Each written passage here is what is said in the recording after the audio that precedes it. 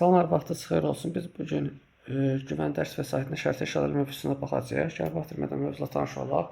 Kartoqrafik təsvirlərdə coğrafi obyektlər şərti işarələrlə verilir. Şərti işarələr bu təsvirlərin tərtibi və oxunması üçün açar olmaqla ayrı-ayrı işarələr və simvollardan ibarətdir. Bəzi şərti işarələr xəritə və planda eyni olsa da bir çox hallarda fərqlidir. Planda şərti işarə təsvir etdiyi obyektlərin müəyyən əlamətləri xatırladır. Şərti işarələr 3 qrupa bölünür.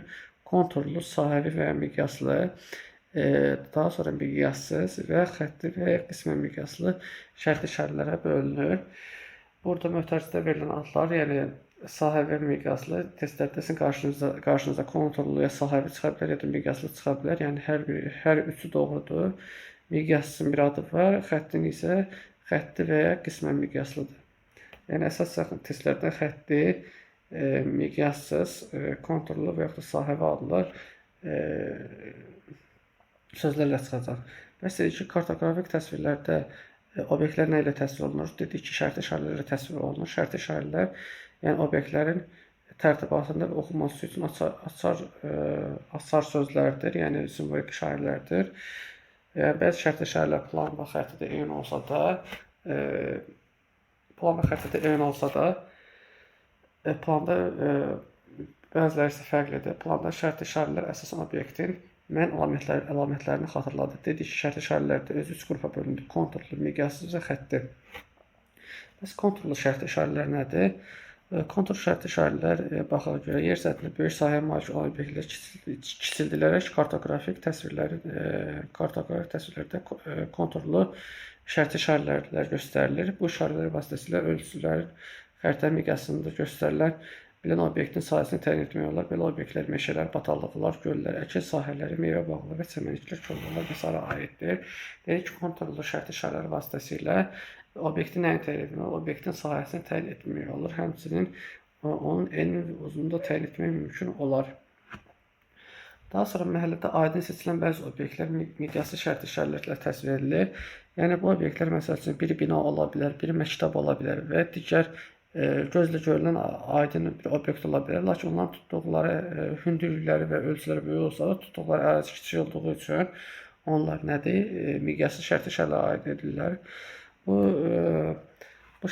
miqyaslı şərti işarələrin köməyi ilə ancaq obyektin mövqeyini müəyyən etmək mümkündür. Miqyaslı şərti işarələr əsasən obyektin forması ilə təsvir edilir. Yəni dedik ki, sahədən fərqli olaraq biz burada ancaq obyektin mövqeyini təyin edə bilərik. Daha sonra gəlir hansı? Yəni həmçinin miqyaslı şərti işarələr müəyyən fiqur və formaya uyğun da gələ bilər. Sonra gəldik hansılardır? Xətti zolaq şəklində uzan obyektlər kartoqrafik təsvirlərdə xətti şərti işarələr göstərir. Bu işarələr köməyi ilə obyektin yalnız uzunluğunu müəyyən etmək olur və uzunluğu təyin etmək olur. Xətti şərti işarələr yollar, çaylar, sərhədlər, qala divarları, boru kəmərləri, rabitə və elektrik xəttləri, daha sonra karxanaları, okean cəryanları, küləklərin istiqaməti də xətti şərti işarələrlə göstərilir. Dedik ki, gəlin şərti işarələr hansı qrupa bölünür? Onlar deyək. Şərti işarələr 3 qrupa bölündü. Xətti, şərti işarədə doğrusu bölünür, konturlu, yəni sahə və miqyaslı, daha sonra gəldi miqyaslı, sonra isə xətti və yaxud da qismən miqyaslı işarələrə bölündü. Konturlu şərti işarələrdə ancaq obyektin sahəsini təyin etmək olurdu. Daha sonra miqyaslı şərti işarələrdə obyekt gözlə, real həyatda gözlə aydın görünsə belə xəritədə tutduğu sahə az olduğu üçün müəyyən fiqur və yaxud da simvollarla işarə olunurdu. Bu şərti işarələr vasitəsilə, miqyaslı şərti işarələr vasitəsilə obyektin ancaq yeri təyin etmək olurdu. Xətti şərti işarələrdə isə obyektin yalnız uzunluğunu təyin etmək mümkündür. Daha sonra burada bir sıra obyektlərə şərti işarələr verib və bunları siz əzbərləməlisiniz. Bəzilərinə gəlin nəzər salaq. Məsələn, çay üzərində metal körpünü siz burada diqqət eləməlisiniz. Daha sonra dəmir yoluna siz fikir verməlisiniz. Məktəbə fikir verməlisiniz. Eyni qaydada gəlin D-də qruplaşdıraq. Baxın, birinci gəlin miqyassızları deyək. Baxın, məsəl üçün Elektrik stansiyası aid olacaq miqyaslıza, daha sonra maşın qayırma təmir yeri olacaq miqyaslıza, sonra metal körpü, çay üzərində olan metal körpü aid olacaq miqyaslıza. Daha sonra baxaq, məktəb aid olacaq miqyaslıza, meteorologiya zavodu olacaq miqyaslıza. Sonra baxaq, ferma aid olacaq miqyaslıza.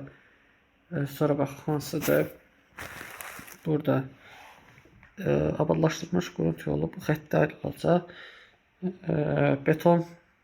Beton bənd bu aid olacaq miqyaslıza, yel dərmanı aid olacaq miqyaslıza. Sonra su dərmanı da eyni şəkildə aid olacaq miqyaslıza. Sonra baxaq hansıdır? Görək burada biraz şəkillər keyfiyyətsizdir. Baxaq su quyusu aid olacaq miqyaslıza. Daha sonra baxaq sal və yaranan körpüsü bu aid olacaq miqyaslıza. Yəni tək kol aid olacaq miqyaslıza. İndi isə gəlin miqyaslı, yəni kontur sahəvi şərti işarələrə baxaq.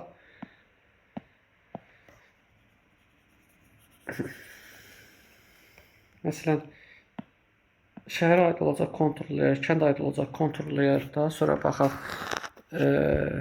karxana aid olacaq, xəttə aid olacaq. Abadlaşdırılmış qurut yolu xəttə aid olacaq.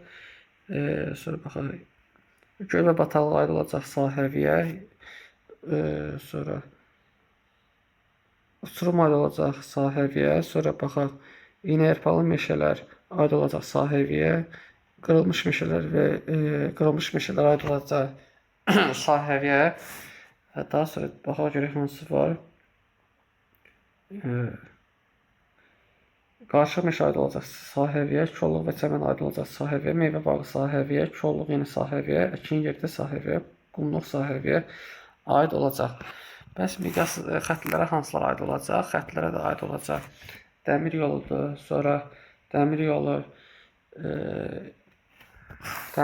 sonra karxana aid olacaq burada. Baxın, karxana aid olacaq, karxana aid olacaq. Fikir versiniz xətt formasında uzanır, yəni birləşmir. Eyni qaydada karxanada baxın, fikir versiniz xətt formasında uzanır, yəni birləşmirlər. Yəni bu aid olacaq nəyə? Xəttli şərt işarəyə. Daha sonra çay və taxta körpü, yəni çayın özü aid olacaq xəttli şərt işarəyə, elektrik xətti aid olacaq şərt işarəyə, yəni xəttli şərt işarəyə aid olacaq. Daha sonra çay özü aid olacaq xəttli şərt işarəyə. Daha sonra baxaq, burada hansı aid olacaq? Elə bu qədər xəttli şərt işarələr olacaq. Siz bu şərt işarələri əzbərləyərək testləri rahat şəkildə yaza bilərsiniz. Bir də onu qeyd edeyim ki, məsəl üçün, baxın, kolluq özü konturlu şərt işarədir. Məsəl üçün, kolluqdur, meşəlikdir. Kolluq, meşəlik konturlu şərt işarəyə aid olsa da, amma tək kol, tək ağac, daha sonra tək iynəyarpaqlı ağac, tək enliyarpaqlı ağac bu aid olacaq miqyaslı. Çünki təkdir, tutduğu sahə azdır, gözlə görünə bilir, amma xəritədə, yəni bir dənədir, yəni onun sahəsi olmadığına görə onu biz miqyaslı aid edəcəyik. Dərsimiz bu qədər. İzlədiyiniz üçün təşəkkür edirəm. Gələn videolarda görüşənədək hələlik.